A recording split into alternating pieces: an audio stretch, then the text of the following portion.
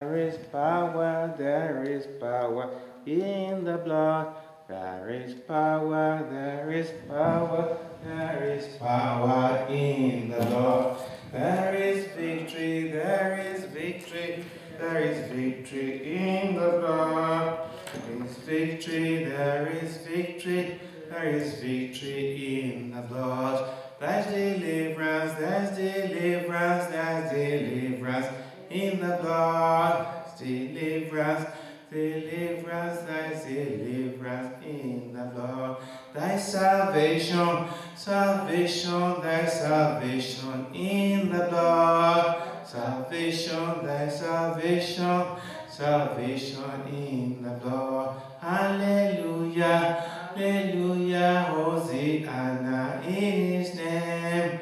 Hallelujah, hallelujah, hallelujah in his name. Ebenezer, Ebenezer, Ebenezer in his name.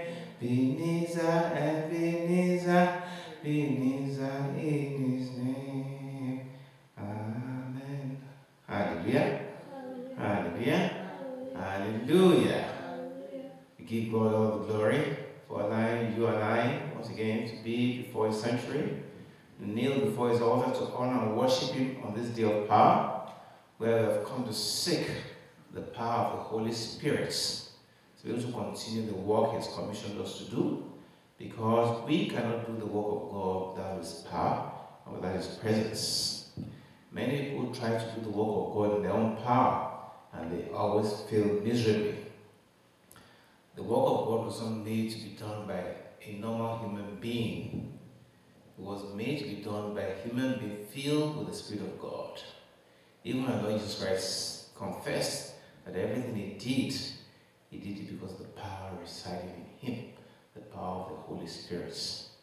You cannot do anything for God without his Spirit, without his power. If you try to do it, you will fail.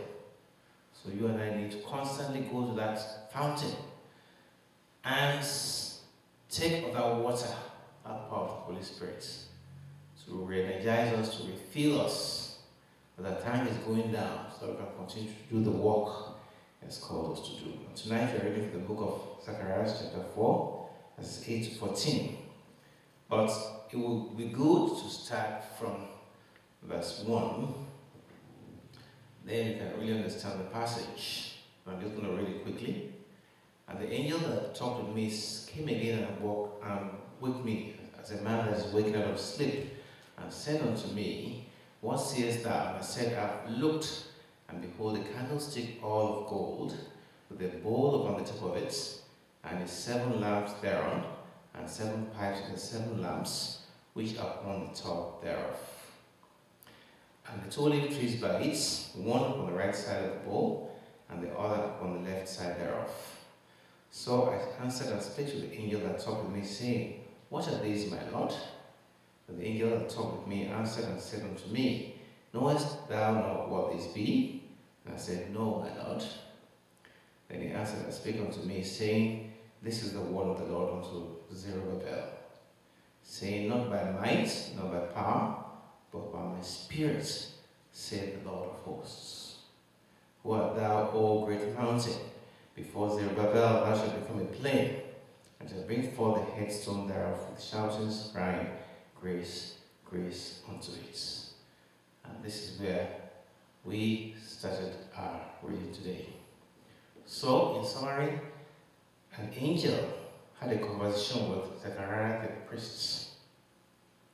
And in the process, he was shown a vision of a candlestick made of 7 branches. And behind those 7 branches there were 2 olive trees, from which the oil was poured into the candlestick. And of course, the candlestick had lamps on them, through which the oil was burnt to produce lights. So anytime you see oil, it represents the power of the Holy Spirit, the anointing of the Holy Spirit, empowerment of the Holy Spirit. That's what it is. This is why they anoint people with oil, even on this earth. That oil is symbolic of the Holy Spirit. So the vision that was shown was of 2 olive trees, because the olive trees produce olive, right? And the olives are crushed to produce olive oil. which is the power of the Holy Spirit that lights the lamps. So he was given the interpretation that this lamp, this kind of stick, really is symbolic of the 7 powers of God, or of our Lord Jesus Christ. And that was the word of the Lord to Zerubbabel the governor, that it will not be by his power, it won't be by his might, but by the power of the Holy Spirit. And that mountain before him shall become a plain.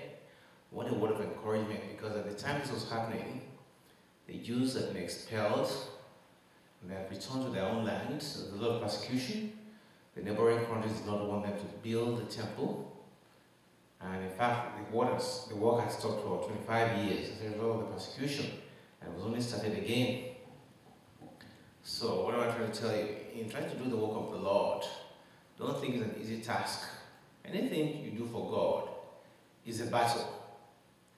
You might be the doorman, you might be the side man or woman, you might be the sweeper of the church, you might be the greeter at the door, you might be a prophet, evangelist, or a choir master, or a chorister.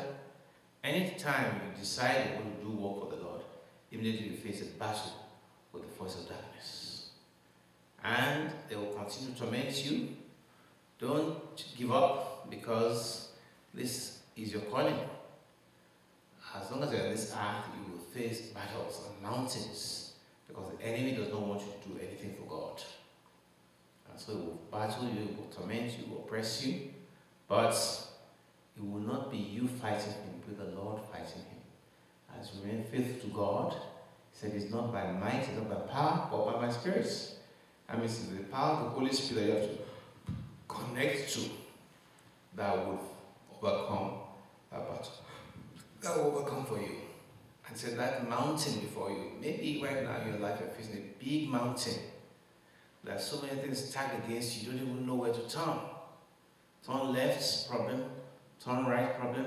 Behind this problem, in front of you, there are problems. And you're getting desperate, despondent, saying, Lord, what am I going to do? This problem is too much for me. I cannot solve them. That's the time you need to rest in God and say, God, I cast all these problems onto you. He said, you reassured us that his will not overcome the enemy by power, by might, but entirely by your spirit. He said, you mountain, before Zerubbabel can put your name there, before me, you mountain shall become a plain. See? Shall become a plain, because it will not be your power, it will be the power of the Holy Spirit fighting for you. There will be victory at the end, with shoutings and grace unto it. So that the word of the Lord Jesus Christ, told him, the hands of Zerubbabel, the governor, have laid the foundation of this house, that is the house of the Lord, and his hands shall also finish it. That's a great prayer by itself.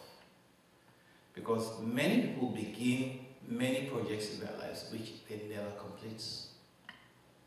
Many people build houses, they never complete. There are so many uncompleted builds, uncompleted projects. They start a business, they never complete them. They start a marriage, they never complete them. So many things. So when the Lord is telling you, you shall complete it, is a great prayer which you can pray for yourself. Say, my hands have started this project, and my hands shall finish it, says the Lord of hosts. Let's go to the book of Ezra 6:15. Say, thou shalt know that the Lord of hosts has sent me unto you. Now, when you complete it, everybody will know that indeed this was done by God, not by yourself, not by power.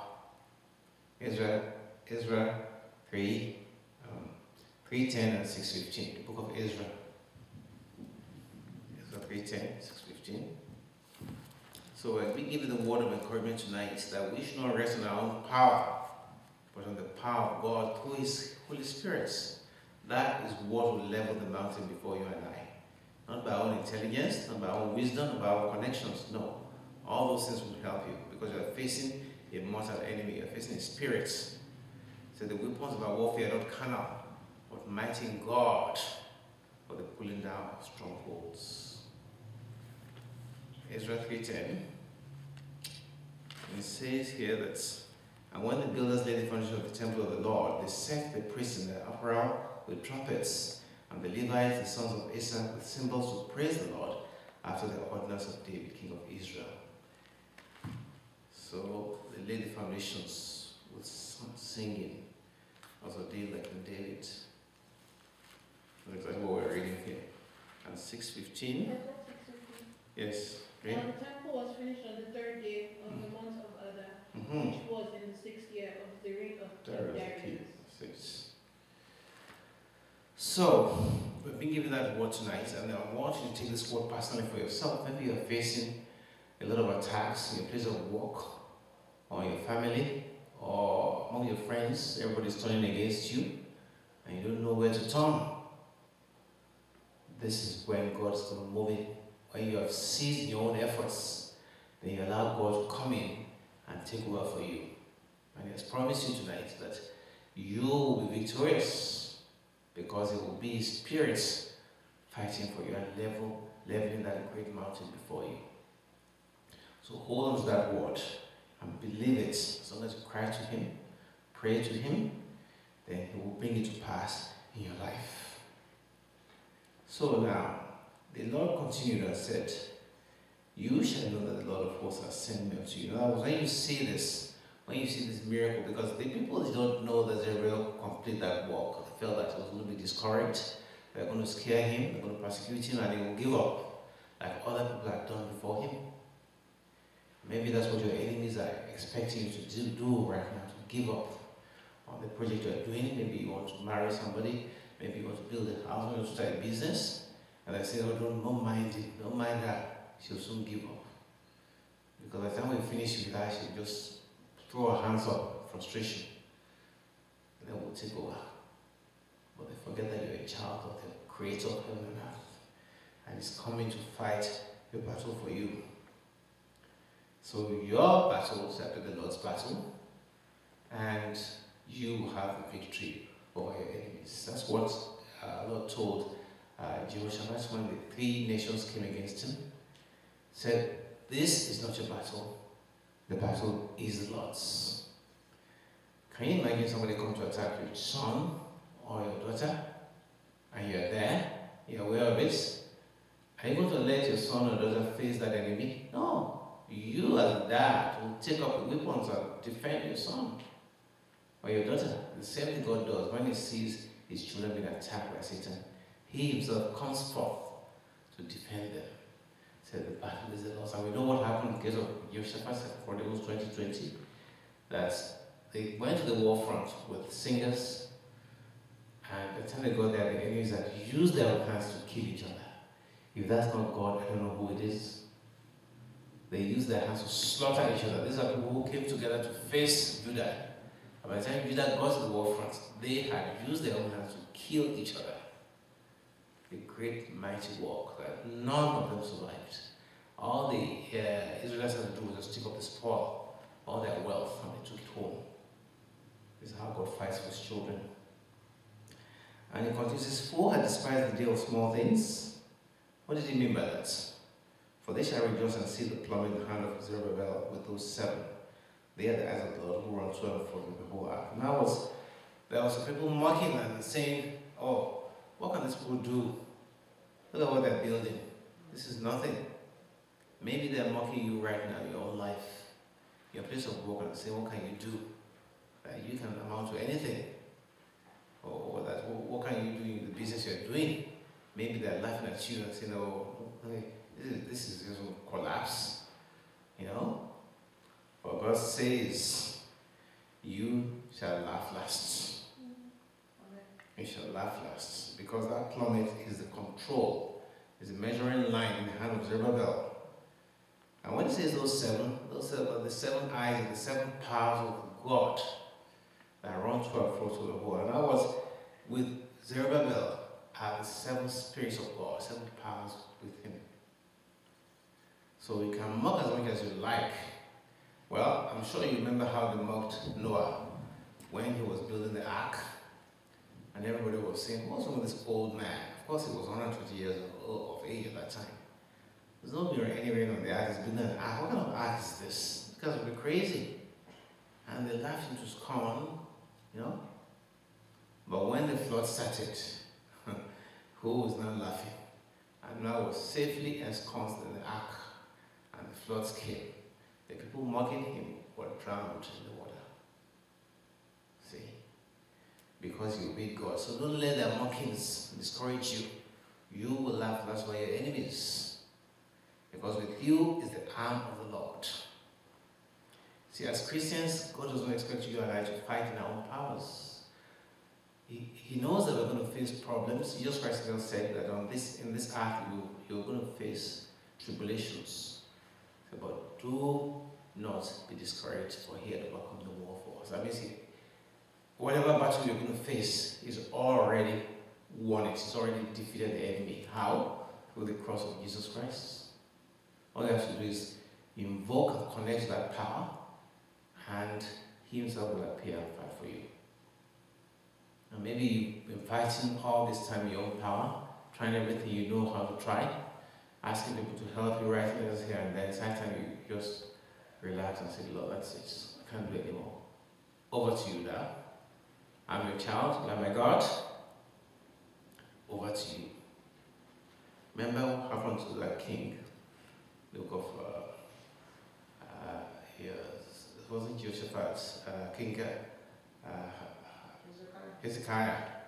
When the enemies came against him and they were mocking him, deriding him, laughing at him and his people, and King Hezekiah, the book of Isaiah, I think 37, he took the letter of insult written to him, he took it to the altar of God and says, God, you see this letter this man has written to insult you? It was written to him, but he says, no, this letter is to you because I'm your child, you are my God. He said, take care of it. And he left the letter in front of the altar and went to sleep. When he was surrounded by enemies ready to come in and slaughter them. And what happened? Overnight, God sent his angel and killed 185,000 soldiers in the army of the enemies, and the man went back and left them. So if you trust God, if you have faith in God, in the time of trouble, God will show himself strong on your behalf. But how many people can trust God? All of us are so weak, we are so weak, we start shaking like jellyfish when the enemy comes to attack us. May God give us the faith to overcome the trials.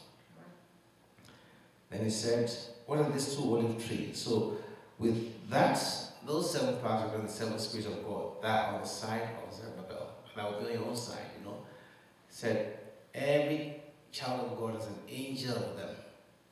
You, wherever you are, there are angels around you. You can't see them, but they are sent to protect you.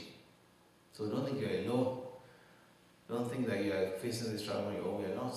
There are angels around you. Wherever you go, they're there. And people of the satanic world know as well. They can see them. You cannot see them, but they can see them, ready to fight for you. So he asked him, what are these two olive trees? The olive trees are behind on the right side and the left side of the candlestick. So those olive trees, they were supplying the olive to the candlestick to burn. They were the source of that olive, the olive oil. And he asked the angel, one of these two olive branches, through the two golden pipes, empty the golden oil out of themselves. That oil is the anointing of God, which is released in times of trouble to overcome for us, to fight for us. And the angel said, these are the two anointed ones that stand by the Lord of the whole earth. So, let's go to the book of Revelation, 11 verse 4. 11 verse 4. And Joshua 3:11. Revelation 11 verse 4, yes. These are the two olive trees and the two lampstands standing before the Lord Okay. of the earth. Okay, and those two olive trees are supposed to be Elijah and Moses. Just like before the Lord and Jesus went to the cross, they came to see him on the Mount of Transfiguration. And Peter saw them, and he was glad. Elijah and Moses. On Joshua 3:11. Behold, the ark of the covenant of Of all the earth is crossing over before you. Yes. Into Jordan. Go to 16. Verse 16. That the waters which came down from upstreams Yes. stood still Yes. and rose in a heap very far away at Adam, Yes. the city that is beside the Zephatan. Says. So the waters that went down into the sea of the Arabah, the Salt Sea, failed Yes. and were cut off, and Says. people crossed over opposite Jericho. So he was by this he was saying that these are the two people that were representing the power of God on the earth. Basically saying that you are defended by the power of God. That's the anointing of God you and I need. It's the anointing that breaks the yoke of the enemy. Isaiah talks about that. That yoke has been put on your neck, which has prevented you from achieving your destiny, from making progress in life, has also making you fail. The yoke of failure, the yoke of disappointments, retardation, lack of progress. Only the anointing of the Holy Spirit can break that yoke on your neck. We have to come to God. I have to surrender to Him. I have to say, Lord, I can't do it anymore. I can't do it anymore. It's up to you now. As long as you're still striving in your own efforts, you limit the power of God in your life. It's better for you from the word go to say, Lord, I don't know what I'm going to do about this. You just take over and do it. Your time in that valley will be much shorter than having tried for a number of years and finally give up. By that time you spend a lot of money on your efforts, you're frustrated. Isn't it better from the beginning to give it up to God? I say, God, like you came to fight for Zerubbabel, and you said it was not by his power or his might, but his Holy Spirit. I want you to do the same thing for me, because I'm a child too. Let your Holy Spirit power descend, but let the anointing and oil that breaks the yoke, let it descend upon me on this problem level, that mountain that's before me. This is what makes many people commit suicide when they don't know where to turn. When they feel so overwhelmed by their problems, they feel the best way is just to give up on life. When they believe the lies of the enemy that, oh, that's the best way for them to end their life. Their life in the pit of hell. God doesn't want anybody who commits suicide, you're going straight to hellfire. Because you destroyed the creation of God, which is yourself. Don't think you're going to a place of peace or you're going to be relieved. No, your punishment has just started. If you think you left this earth to go and escape, no, you have not escaped at all. Your punishment has begun for eternity because you committed suicide. So never believe the lies of the enemy. There's nothing impossible for God. If He can make the manna fall from heaven, if He can divide the Red Sea, can make the water come from the rock, surely He can solve the problem. He said, you mountains have become a plain. Do you know what that means?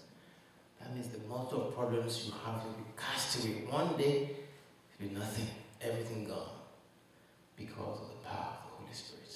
And that's why we're here tonight. To see that power in our lives. To see the power of God demonstrated for our enemies. And our enemies will not even believe it when they see it. I will say, Psalm 126 says, they will say the Lord has done great things for them. That should be a testimony in the coming year.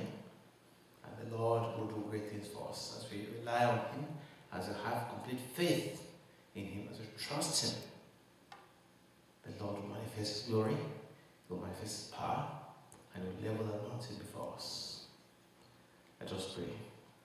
Jehovah Jesus Christ, Michael, Heavenly Father, the God that loves His children so much, the love that will not let us go, the God that makes promises and fulfills them. Once again, we, your children, have come to you this night to connect that anointing power that breaks the yoke.